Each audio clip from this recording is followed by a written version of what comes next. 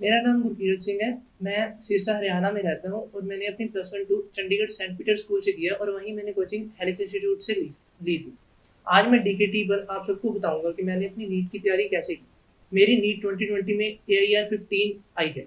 NEET के paper में 180 question होते हैं। 90 क्वेश्चन बायोलॉजी से होते हैं, 45 फिजिक्स और केमिस्ट्री के होते हैं। हर क्वेश्चन सही के 4 मार्क्स मिलते हैं और अगर गलत हो तो 1 मार्क नेगेटिव में जाता है। आज मैं आपको इस चैनल के थ्रू ये बताऊंगा कि मैंने अपनी पूरी स्ट्रेटेजी किस हिसाब से तैयारी की थी। मेरा पूरी नीट की तैयारी में वैसे कोई एक ऐसा चैप्टर नहीं था जिसको मैं वैसे टारगेट करूं। मैं सारे चैप्टर्स को इक्वली मान के ही चलता था, पर एक स्पेसिफिकली चैप्टर हमें कहा गया था केमिस्ट्री में, कोऑर्डिनेशन केमिस्ट्री, क्योंकि उससे क्वेश्चन काफ़ी आते हैं और वो चैप्टर ईजी बहुत है। इसलिए उस चैप्टर को मैं काफ़ी इंपॉर्टेंट लेके चलता था और उसको मैं एक हिसाब से रट रखा था। और बाकी जो चैप्टर्स थे, बायो वाले चैप्टर्स मेनली सारे एज इट इज एनसीईआरटी से पढ़ने होते हैं। उनको बिल्कुल थोरो रीडिंग चाहिए होती है, कोई भी चीज मिस ना हो, क्योंकि उसमें से किसी भी लाइन से कोई भी क्वेश्चन बन जाते हैं। इसलिए बायो की एनसीईआरटी तो बहुत ज्यादा मस्ट हो जाती है। फिजिक्स तो है सारी ऑलमोस्ट कंसेप्चुअल। अगर कॉन्सेप्ट आते हैं तो आप कुछ भी कर लोगे। फॉर्मूला बेस्ड हो जाते हैं पर 2-4 क्वेश्चन फिर भी रह जाते हैं।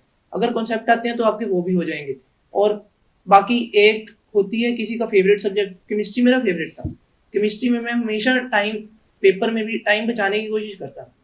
केमिस्ट्री में जब पेपर में भी हुआ तो मैंने ऐसे टाइम सेट किया कि मेरे पास फिजिक्स के लिए 1.5 घंटा बचे एंड में, और फेवरेट होने के कारण वो जल्दी हो भी जाता है। मोल कंसेप्ट जब शुरू में किया था तब तो वो टाइम लेता था क्योंकि अभी नया नया था। फिर जैसे जैसे आगे आगे चैप्टर हुए, बाकी चैप्टर्स में भी उस चैप्टर का यूज हुआ, तो फिर वो चैप्टर इजी होता गया और एंड तक आगे ऐसे हो गया कि उस चैप्टर को देखने की जरूरत भी ना पड़े। पर फिर भी एक बार देखना चाहिए क्योंकि एंड में सारी थ्योरी हो जानी चाहिए। जनरल ऑर्गेनिक केमिस्ट्री बहुत ज़्यादा इंपॉर्टेंट है क्योंकि +2 की केमिस्ट्री में ऑर्गेनिक केमिस्ट्री की एक सारी बुक है, और उस बुक को करने के लिए जीओसी का आना बहुत ज़्यादा ज़रूरी है। चैप्टर इजी इंटरेस्टिंग भी है, कुछ चीज़ें आपको याद भी रखनी पड़ेंगी, पर इसको करना बहुत ज़्यादा ज़रूरी है। बाकी केमिकल बॉन्डिंग की बात करें, जब शुरू में ही किया था ये चैप्टर बहुत इंटरेस्टिंग लग रहा था। जैसे जैसे आगे बढ़े बाकी चैप्टर्स का इनमें यूज हुआ तो ये चैप्टर भी मोल कंसेप्ट की तरह वैसे ही बन गया कि बाकी चैप्टर में यूज हो के इसको एज अ बाहर से करने की जरूरत ज़्यादा नहीं पड़ती। इसको बस आप बाकी कर लोगे, उसकी अपनी जो थ्योरी करवाई है वो कर लोगे, इतनी इनफ है। बायोलॉजी में इकोलॉजी का तो सीधा सा रूल है कि इकोलॉजी को बारी बारी पढ़ी जो, ना पढ़ोगे तो भूल जाओगे, सीधी बात। और बाकी जेनेटिक्स कंसेप्चुअल है। जेनेटिक्स में कुछ चीज़ें आपको याद रखनी पड़ती हैं, पर जेनेटिक्स अगर आपको कंसेप्ट आते हैं तो मोस्टली 10-12 क्वेश्चन भी अगर आए जेनेटिक्स के ऑन एन एवरेज में बोलूँ तो आपके 7 क्वेश्चन ऑलमोस्ट कंसेप्ट से हो जाएंगे। बाकी उसकी मैं बात करूँ बायोटेक्नोलॉजी की, बायोटेक्नोलॉजी काफ़ी इंटरेस्टिंग टॉपिक है, वो भी करने में मज़ा आता है। और बायो है तो याद तो रखनी पड़ेगी पड़ेगी। फिजिक्स की तैयारी के लिए एक सीधा रूल होता है भी, concept is the key to success. अगर कॉन्सेप्ट आपका क्लियर है तो आप कुछ भी कर लोगे उस चैप्टर में। इसलिए सबसे मेन फोकस होता है भी आपको जो क्लास में थ्योरी करवा रहे हैं, कंसेप्ट करवा रहे हैं, उसको आप सबसे पहले उठाओ। ये नहीं कि क्वेश्चन हो रहे हैं तो बहुत ठीक है, क्वेश्चन हो रहे हैं अच्छी बात है, पर ये नहीं कि 4 क्वेश्चन हो गए एक ना हुआ तो चलो एक ही नहीं हुआ छोड़ दो, कुछ नहीं पता कौन सा क्वेश्चन आएगा एग्जाम में। तो अगर आपका कंसेप्ट क्लियर है तो एक क्वेश्चन भी आपका रहेगा नहीं, तो कंसेप्ट पे मेन फोकस होना चाहिए।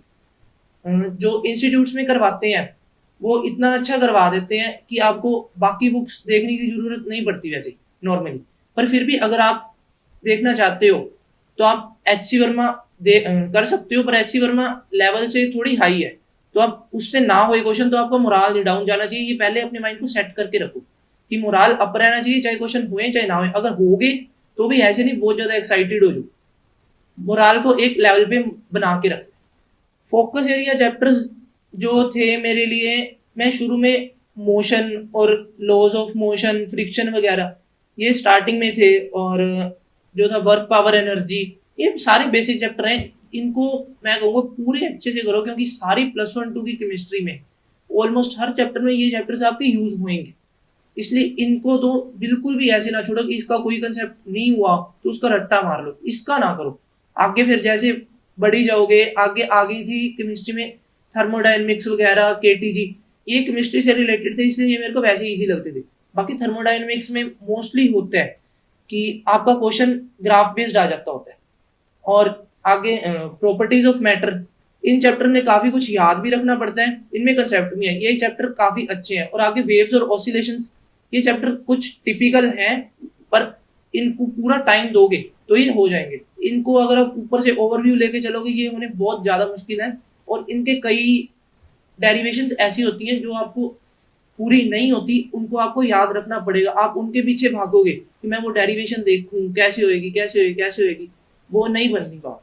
और आगे फिर +2 की केमिस्ट्री सीधी बात ऐसे है कि मोस्टली फॉर्मूला बेस्ड होती है, फॉर्मूला से +2 की केमिस्ट्री काफी हद तक हो जाती है। पर अगर आपको एज चाहिए बाकी बच्चों के ऊपर 2-4 क्वेश्चंस की, तो आपको सारे कंसेप्ट करने पड़ेंगे, क्योंकि फॉर्मूला से कंसेप्ट नहीं आएगा पर कंसेप्ट से फॉर्मूला आ जाएगा आपके पास। मेरा भी यही था रूल। मेरे को, मैं जब पेपर भी देने गया हूँ, मेरे को सारे फॉर्मूलाज ऐसे याद नहीं थे, मैं ऊपर से फॉर्मूला याद कर रखे थे, पर कंसेप्ट आता था। तो मैं वहां पे जैसे टाइम बचा तो मैं वहां पे फॉर्मूला डिराइव करके कर लिया। आगे मॉडर्न फिजिक्स आती है। मॉडर्न फिजिक्स ऐसी चीज है जो आपको मोस्टली एनसीईआरटी के बाहर नहीं मिलेगी, क्योंकि वो भी स्टडी में है। और मॉडर्न फिजिक्स इसलिए आप पूरे अच्छे से कर लो, क्योंकि उसमें क्वेश्चन भी सीधे आने हैं और आपके मार्क्स भी बन जाएंगे ऑलमोस्ट 28 to 32, इसलिए उसको बिल्कुल ना छोड़ो। आगे सेमीकंडक्टर्स भी थोड़ा टिपिकल है, और रे ऑप्टिक्स, वेव ऑप्टिक्स, ये समझने वाले चैप्टर है।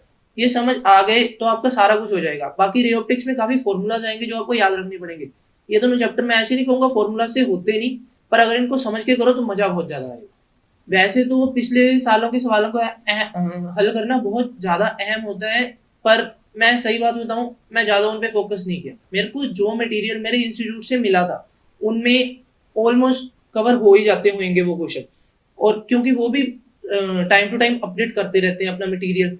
और टाइम लिमिट मेरी कोई फिक्स नहीं थी किसी भी सब्जेक्ट के लिए। मेरा ऐसे होता था भी रोज का काम रोज होए, चाहे मेरे को मेरी नींद त्यागनी पड़े, बस यही होता था रूल। न्यूमेरिकल प्रैक्टिस के लिए भी जो हमारे इंस्टीट्यूट की सिनॉप्सिस वगैरह थी, आगे ऑब्जेक्टिव थी, असाइनमेंट थी, ये रोज की रोज करी जो, आगे का काम पेंडिंग ना छोड़ो, तो हो जाता था आपका सारा कुछ। और जब छुट्टी आएगी बीच में, तब हमारे पास करने के लिए लेवल 2 होता था, और उसमें वैसे तो अब एम्स का पेपर होता नहीं, पहले एम्स का पेपर होता था, हम उसके बेसिस पे तैयारी करते थे उसकी। उनमें टॉपिक होते, उनमें क्वेश्चन होते हैं बहुत टिपिकल, और वो क्वेश्चन अगर आपके हो रहे हैं तो आपके कंसेप्ट क्लियर है, आपको कॉन्फिडेंस बहुत ज्यादा बिल्ड हो जाता है। बाकी अगर टॉपिक क्वेश्चंस ना हो किसी टॉपिक के, तो आप थ्योरी को दोबारा रीड करो, दोबारा क्वेश्चंस ट्राई करो, क्योंकि थ्योरी अगर आपकी क्लियर होगी तो क्वेश्चंस रहे ये नहीं होता। मॉक टेस्ट एंड में इंस्टीट्यूट वाले चल रहे थे लगातार, जब लॉकडाउन भी है उससे पहले भी एक शेड्यूल था, तब मॉक टेस्ट ज्यादा नहीं होने थे, पर जैसे जैसे आगे बढ़ी गया इंस्टीट्यूट वाले टेस्ट रखी गई, इसलिए बना रहा कॉन्टैक्ट। और उनमें मॉक टेस्ट में मेरा होता था भी मैं 2.5 घंटे में पेपर पूरा कर लूं, और उसके बाद एंड वाले आधे घंटे में मेरा ये टारगेट होता था जो मैं पीछे छोड़े हैं 5-6 क्वेश्चन, उनको मैं पूरे ध्यान से करूं। क्योंकि पहले अगर रश करके वो क्वेश्चन भी कर लेते हैं तो गलत होने के चांसेस बढ़ जाते हैं, अगर एक बार छोड़ दो तो गलत होने के चांसेस बहुत ज्यादा कम हो जाते हैं। क्योंकि अगर आपका बाद में नहीं हो रहा, आपके पास टाइम है, आप छोड़ भी सकते हो, और मन करे हो जाए तो आप कर भी सकते हो, इसलिए रश नहीं कर। कोचिंग की भूमिका बहुत ज्यादा अहम होती है, मैं तो बिल्कुल ऐसे कहूंगा, क्योंकि मैं 10th में था, मैं इतनी स्टडी को टाइम बिल्कुल भी नहीं देता था। वहां पे इंस्टीट्यूट में गए, टीचर्स की मोटिवेशन मिली, वहां के हमारे हेड थे उनकी बहुत ज्यादा मोटिवेशन मिली, तो कोचिंग ने मेरे अंदर कॉन्फिडेंस बिल्ड किया, जो मेरे अंदर था पर मेरे को दिख नहीं रहा था, उन्होंने वो चीज को बाहर निकाला। और सेल्फ स्टडी तो अगर कॉन्फिडेंस बिल्ड हो जाए तो खुद से ही बंदा एक्सपेक्ट करने लग जाता है कि मैं ये करूंगा, मैं ये करूंगा, ये करूंगा। इसलिए सेल्फ स्टडी का शेड्यूल बन ही जाता है। बस ये होता है कि सेल्फ स्टडी का एक शेड्यूल जो बन जाए उस पर टिके रहो, ये नहीं कि हफ्ता एक दूसरे हफ्ते चेंज कर लो। एक बनाना है वही 2 साल कंटिन्यू रखो, अगर नहीं सेट आ रहा तो चेंज करो, पर उस पर भी फोकस्ड रहो, उस पर बंधे रहो। केमिस्ट्री की तैयारी तो मेरे लिए एक हिसाब से मैं कहूँगा इजी थी, क्योंकि केमिस्ट्री मेरा वहाँ पे ऑलमोस्ट फेवरेट सब्जेक्ट ही था। केमिस्ट्री में होते हैं 3 पार्ट्स, ऑर्गेनिक, इनऑर्गेनिक और फिजिकल। फिजिकल जो है वो कंसेप्चुअल बेस्ड है, फिजिक्स जैसा ही है ऑलमोस्ट। उसमें आपके अगर कॉन्सेप्ट्स आते हैं तो आप न्यूमेरिकल्स आराम से सोल्व कर लोगे, पर उसके लिए भी ओवर कॉन्फिडेंट नहीं होना, क्योंकि उनमें भी कई चीजें बन जाती हैं बहुत डिफिकल्ट, इसलिए वो कंसेप्चुअल बेस्ड हो जाते हैं। इनऑर्गेनिक का मेरे को थोड़ा सा डर था एग्जाम में भी, क्योंकि इनऑर्गेनिक होती है वो सारी एनसीईआरटी से ही आनी है, उसका बायो जैसा है भी, बायो में जैसे हर चीज आपको याद रखनी पड़ेगी, इसका भी वैसे ही है, कहीं से भी उठ के क्वेश्चन बन के आ जाएगा। इसलिए inorganic back of the mind मेरे भी थी कि इसमें कुछ गलत हो सकता है, इसलिए इनऑर्गेनिक की एनसीईआरटी मस्ट है। बाकी मैं हमारे ऐसे था, हमें क्या रखा था भी सिनॉप्सिस या एनसीईआरटी जो भी करो अच्छे से करो, क्योंकि सिनॉप्सिस में ऑलमोस्ट एनसीईआरटी कवर हो जाती है, इसलिए मैंने पूरी पूरी सिनॉप्सिस कर रखी थी अच्छे से। और एनसीईआरटी की भी मैं रीडिंग ले लेता था, जो लाइन रह जाती थी सिनॉप्सिस में वो मैं एनसीईआरटी में अंडरलाइन करके रख लेता था। जब चैप्टर रिवाइज करना है सारा सिनॉप्सिस से किया, उसके बाद एनसीईआरटी में अंडरलाइन लाइंस पढ़ ली। और ऑर्गेनिक कंसेप्चुअल है, वो करने में बहुत ज्यादा मजा आता है आपको।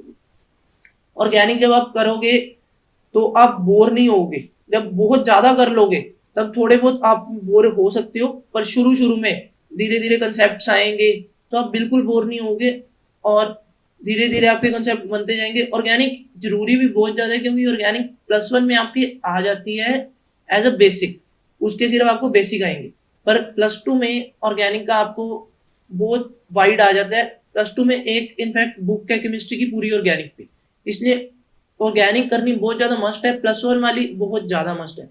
बाकी ऑर्गेनिक में +2 में नेम्ड रिएक्शंस काफी ज्यादा आती हैं, नेम्ड रिएक्शंस को याद रखना बहुत इंपॉर्टेंट है, क्योंकि ऑर्गेनिक भी ऑलमोस्ट एनसीईआरटी में कवर हो जाती है, इसलिए नेम्ड रिएक्शंस के नाम याद होना बहुत ज्यादा इंपॉर्टेंट है, क्योंकि एज इट इज वो आपको पूछ लेंगे भी इस रिएक्शन का ये नाम है, आगे आपको 4 ऑप्शन दे देंगे, बताओ कौन सी है, इसलिए ऑर्गेनिक मस्ट है और इंटरेस्टिंग।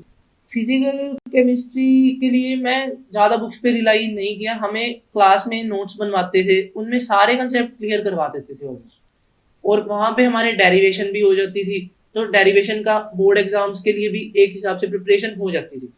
और न्यूमेरिकल्स के लिए प्रैक्टिस इंस्टीट्यूट का मटेरियल था, वो बहुत होता है न्यूमेरिकल्स के लिए। बाकी केमिस्ट्री में मैंने प्रदीप के जो पीछे प्रीवियस ईयर क्वेश्चंस होते हैं ऑलमोस्ट, या नीट के लिए होते हैं, मैं वो कर लेता था अगर मेरे पास टाइम बचे। नहीं तो मेन फोकस मेरा ये होता था जो मेरा रोज हो रहा है इंस्टीट्यूट में वो मेरा पूरा हो ही जाए, वो ना पीछे रहे। और इंस्टीट्यूट के जो हमारे था असाइनमेंट्स वगैरह वो मैं करता ही करता था रोज के रोज, जैसे हमें दी वैसे ही वो पूरी कर ली। एक्स्ट्रा बुक जब अगर टाइम लग गया तो कर ली, नहीं तो वो कोई मस्ट नहीं। इनऑर्गेनिक केमिस्ट्री के लिए मैंने एक्स्ट्रा बुक तो कोई भी नहीं पढ़ी। इनऑर्गेनिक के लिए मेन तो होती है एनसीईआरटी, एनसीईआरटी को बिल्कुल रट के जाओ कि कुछ रहे ना उसमें, तो क्योंकि वो ऐसे है कहीं से भी एक लाइन उठा के डाल देंगे, फिर सोचते हैं बहुत टाइम लग जाता है उसमें सोचने में भी। अगर पेपर में भी आप अड़ो उसके क्वेश्चन पे, बढ़िया है छोड़ दो, बाद में सोचो जब खुला टाइम होएगा। और इनऑर्गेनिक के लिए मैं ज्यादा हमारी जो सिनॉप्सिस थी उसी पे रिलाई करता था वैसे तो, पर एनसीईआरटी को भी मैं इग्नोर नहीं किया, उसको पढ़ लेता था, पर सिनॉप्सिस पे मेरा मेनली रिलायंस था।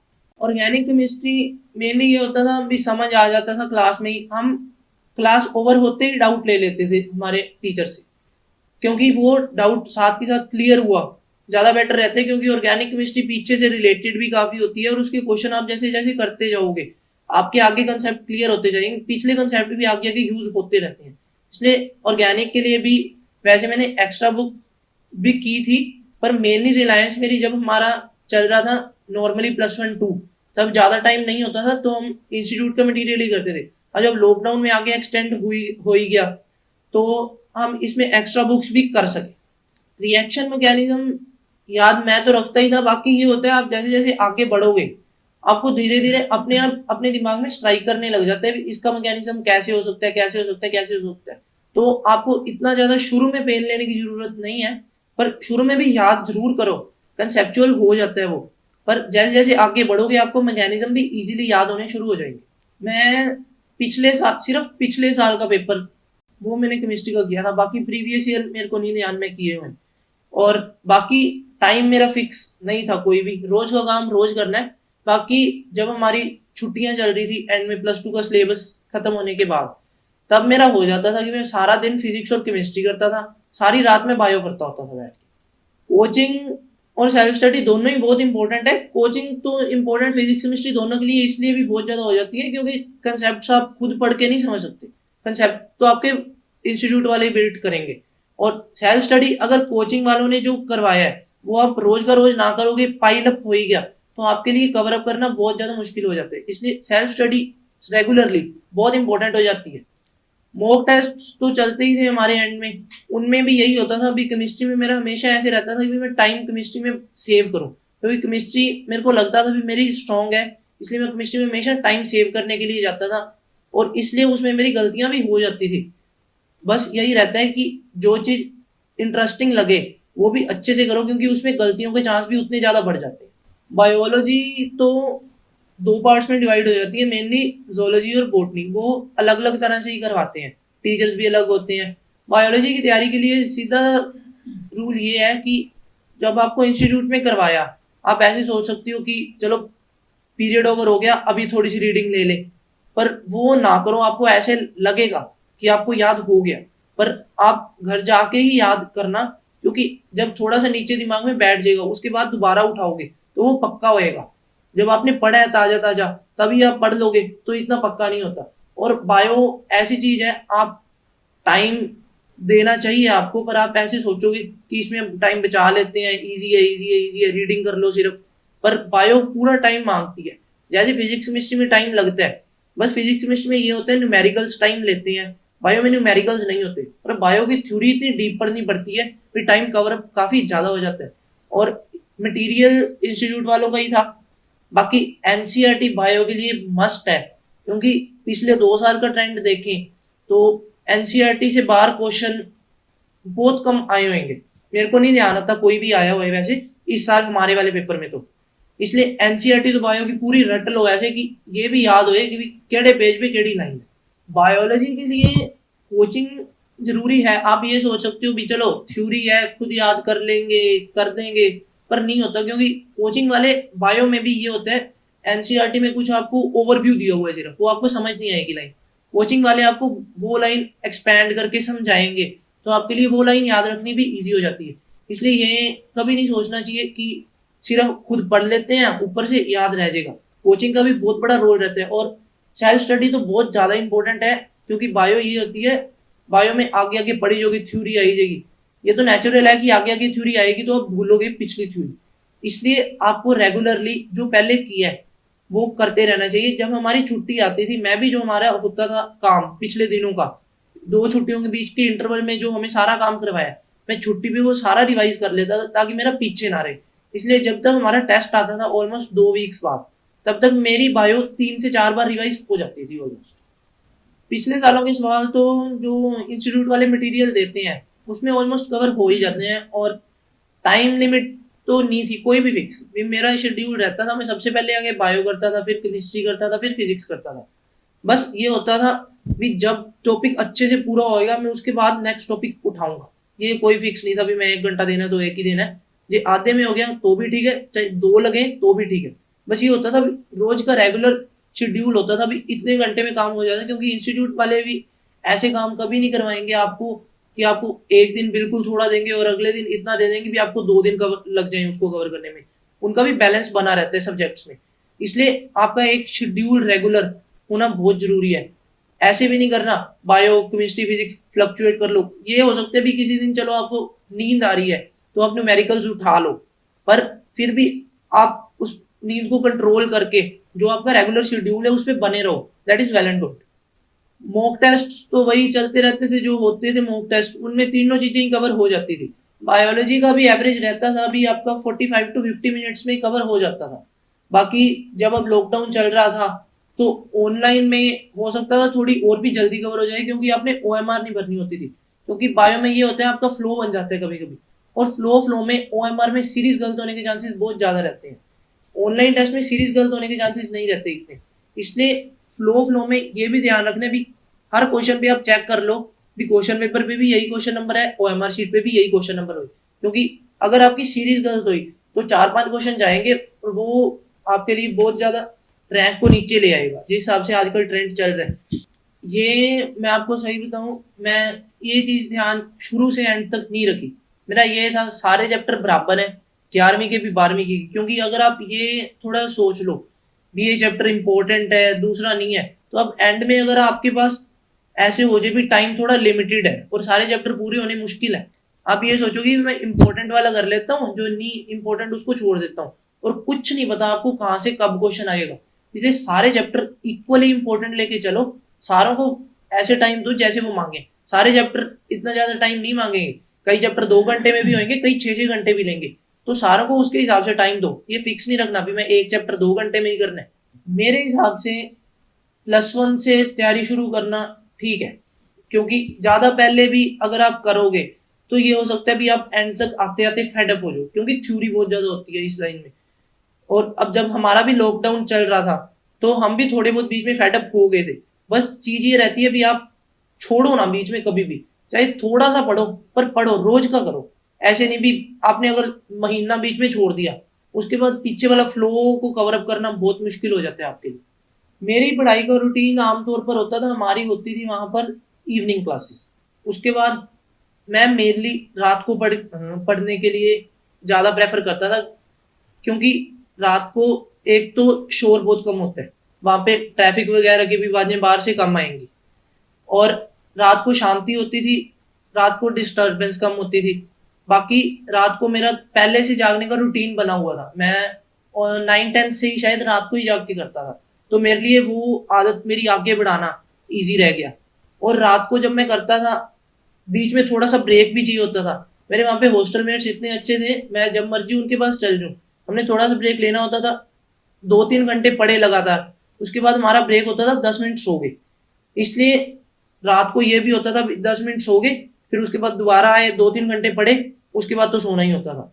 रात को शोर कम होने के कारण ये सिस्टम होता था, और रात को थोड़ा सा ये होता था भी खाने का मुश्किल होता था सिस्टम, क्योंकि हमारे जो वार्डन थे वो सो जाते थे, इसलिए बाकी हॉस्टल वालों से मांग लो या फिर खुद के कमरे खुद पड़ा है तो वो खा लो, क्योंकि थोड़ा सा खाना पड़ेगा, नहीं तो पेट आपका खराब हो जाएगा। मैं ज्यादा अलग अलग वक्त नहीं रखा, क्योंकि जो हमें इंस्टीट्यूट में करवाते थे, हमें उसी में पूरी डेरिवेशंस भी कवर हो जाती थी, तो आपकी जो 12वीं 11वीं की जो भी तैयारी है वो उसमें ऑलमोस्ट कवर अप हो जाती है।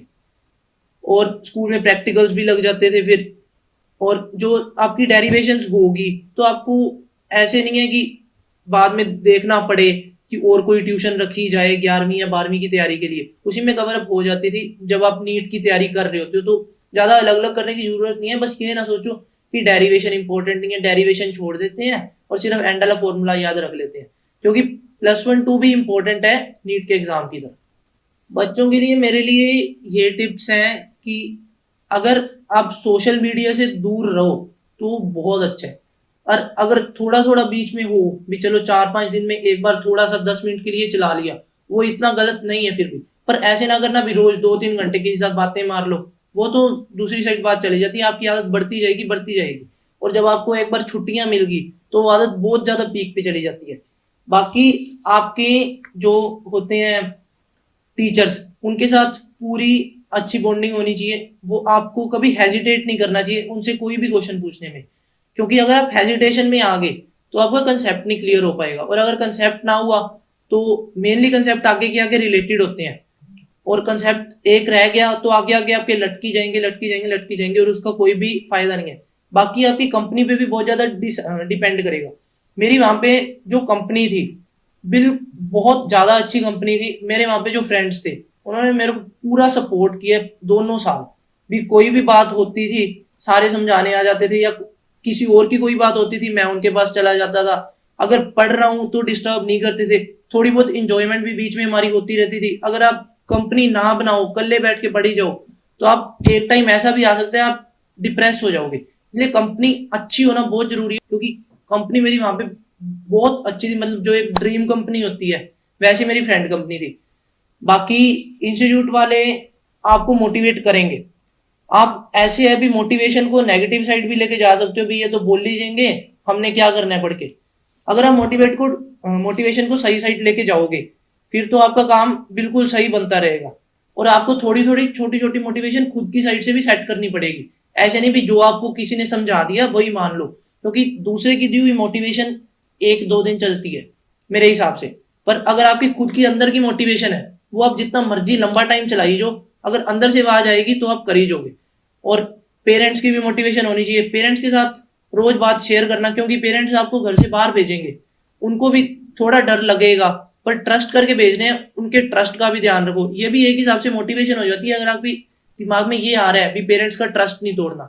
नोट्स तो आपका अपना खुद के है, क्योंकि वहां पे आपके जहाँ पे भी आप होगे वो आपको स्टडी मटेरियल देंगे, फिजिक्स केमिस्ट्री के नोट्स बनवाएंगे, इसलिए वो कर लो। बाकी आप अगर करना चाहो तो फिजिक्स केमिस्ट्री के फॉर्मूलाज एक पेज पे लिख सकते हो ताकि आपका ओवरव्यू अच्छे से हो जाए। पर अगर आप ना भी लिखो, आपके कंसेप्ट आते हैं तो भी आपका हो जाएगा, क्योंकि मेरा यही था कि मैं कंसेप्ट अच्छे से करूंगा, फॉर्मूला कोई भूल गया फॉर्मूला में डिराइव कर लूंगा।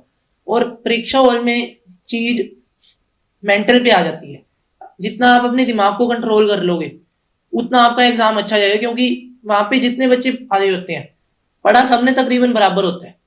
बस चक्कर ये रह जाता है भी जो वहां पे अपने माइंड को कंट्रोल कर गया वो मार्क्स ले जाएगा, जो 2-3 क्वेश्चन नहीं हुए उन पे पैनिक कर गया वो फिर रह जाता है। 2-3 क्वेश्चन नहीं हुए तो आप छोड़ दो, आगे जाओ, उनको एक बार भूल जाओ, क्योंकि अगर आप उनको दिमाग में भी रखोगे तो अगले क्वेश्चंस में आपका ऑप्शन गलत मार्क हो इसका भी चांस रह जाता है। और बाकी छोटी छोटी चीजें होती हैं जैसे OMR को बबल करना, वो भी बहुत ज्यादा ध्यान से करना चाहिए, क्योंकि मेरी आदत थी, मैं हमारे जो टेस्ट होते थे रेगुलर मैं उनमें गलत बबल कर देता होता था 1-2 क्वेश्चन, और उस करके ही मेरी रैंक थोड़ी पीछे चली जाती थी। इसलिए OMR को बबल करने की आदत बहुत ज्यादा जरूरी है आपकी बनानी। और बाकी मेंटल सपोर्ट, बाकी आप वहां पे कहीं पे भी जाओ भगवान के साथ जरूर जुड़े रहो, क्योंकि मेरा मेंटल सपोर्ट वहां पे बहुत ज्यादा था। मेरा रोज मैं गुरुद्वारा साहब जाता था वहां पे, और वहां पे जाते थे बिल्कुल शांति होती थी, तो आपके दिमाग से जो नेगेटिव थॉट्स आ रहे हैं निकल जाते थे, आपके दिमाग में आती पॉजिटिविटी थी। आप वहां पे और किसी चीज को टारगेट ही ना करोगे पढ़ाई को लेके तो आपके दिमाग में अपने आप पानी वो बंद हो जाएंगी। पहले दिमाग में बहुत सारा गंद भरा होता है पर वो अपने आप धीरे धीरे वॉश आउट हो जाते हैं। इसलिए खुद के ऊपर सेल्फ कॉन्फिडेंस होना भी बहुत ज्यादा इंपॉर्टेंट है। पेरेंट्स का भी सपोर्ट इंपॉर्टेंट है। मेरे केस में वो बहुत ज्यादा थी। भगवान साथ भी जुड़े रहना इंपॉर्टेंट है, मेरा वो भी वहां पे बहुत ज्यादा था। बाकी ये है भी कई आपके टेस्ट होंगे बीच में जिनमें आपके मार्क्स थोड़े कम आएंगे, इसलिए मोरल डाउन नहीं करना, क्योंकि हमारे वहां पे सर हमें कहते होते थे कि आपकी रैंक ज्यादा मैटर करती है मार्क्स, क्योंकि जब टेस्ट इजी होएगा तो मार्क्स सारों के आएंगे, अगर टेस्ट मुश्किल होएगा तो मार्क्स किसी के नहीं आएंगे। पर रैंक आपकी अगर वहीं पे रह रही है वो फिर भी ठीक है। इसलिए आप टारगेट करो, छोटे छोटे गोल बनाओ, पर ये है भी जो एक अल्टीमेट गोल बनाना है वो एक ऐसा बनाओ जो अचीव करने के लिए आपको सारा सारा दिन सारी रात आपको सपने में भी पढ़ाई है। मैं MBBS तो मेरा शुरू से ही टारगेट था, अभी मैं एम्स दिल्ली से करूं, अब मेरे को फॉर्चुनेटली वो मिल ही जाएगा। तो अगली मंजिल अभी बहुत दूर है, अभी 5 साल पढ़ना है, तब सोचेंगे वो कब कर। ये भी एक चीज है कि आपको जो इंस्टीट्यूट में टेस्ट होंगे उनको आप इंपॉर्टेंट लेना, ऐसे ना मानना कि इंस्टीट्यूट वाले टेस्ट में चलो नंबर नहीं आ रहे एकदम से नीट में जाके फट्टे जग देंगे, ये चीज नहीं होती। आपके इंस्टीट्यूट में जो आएंगे वही परफॉर्मेंस मोस्टली वहीं पे होती है। कई बार हो जाता है एक्सेप्शन हो जाए, पर फिर भी आपको ध्यान रखना चाहिए कि इंस्टीट्यूट में भी आपका रेगुलरली बना रहे पढ़ने। अगर आपको ये वीडियो अच्छा लगा हो तो आप इसको लाइक शेयर और कमेंट करके जरूर बताना, और इस चैनल को सब्सक्राइब करना। और अगर आपको कोई हेल्प चाहिए हो तो मेरे साथ आप कॉन्टैक्ट कर सकते हैं।